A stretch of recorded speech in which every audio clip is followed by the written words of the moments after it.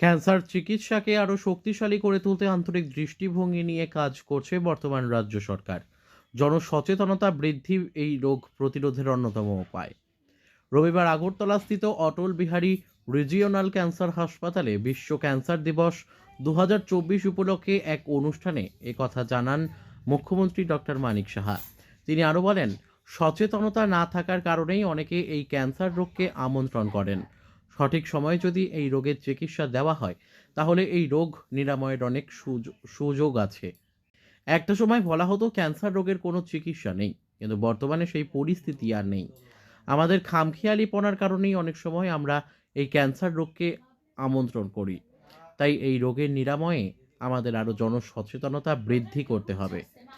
তিনি আরও বলেন, রাজ্যের উত্তর ত্রিপুরা জেলায় গড়ে উঠবে অত্যাধুনিক ক্যান্সার হাসপাতাল, যার জন্য বিনামূল্যে 15 একর জায়গা দেওয়া হয়েছে।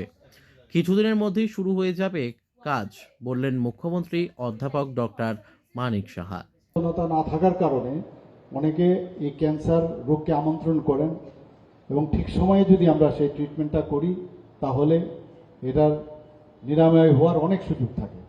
একটা সময় ছিল আমাদের বলা হতো cancer has got no answer, একটা সময় হতো, কিন্তু এখন কিন্তু সেরকম নয়। আমরা দেখি অনেক সময় আমাদের খামখেয়ালিপনাতে এই ক্যান্সারটা আমরা ইনভাইট করি।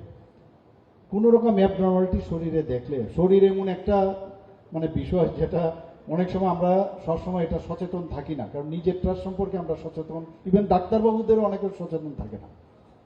ডাক্তাররা অন্যদেরকে ভালো করেন কিন্তু নিজেরা সচেতন কিন্তু অনেক সময় হয় না। We are all human being. চাই যে সারা অ্যাটলিস্ট নর্থ ইস্টের মধ্যে, এখানে কালকেও ক্যাবিনেটে একটা বিষয় এসছে, ক্যান্সার হসপিটাল ওখানে 15 একর জায়গার মতো ওখানে দেওয়া হচ্ছে একজন ক্যান্সার যিনি শিলচরে আছেন, ডক্টর কানন, রবি কানন।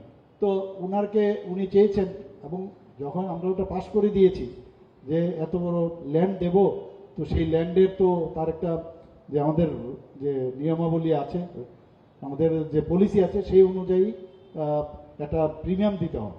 তাই আমি বললাম ক্যান্সার, এবং আমি ওই ভদ্রলোককে চিনি যে উনি কিন্তু ফিলান্থ্রপিক কাজ করেন, কাজে ওনাকে আমরা কোনো অবস্থায় কোনো ধরনের পয়সা আমরা নেব না।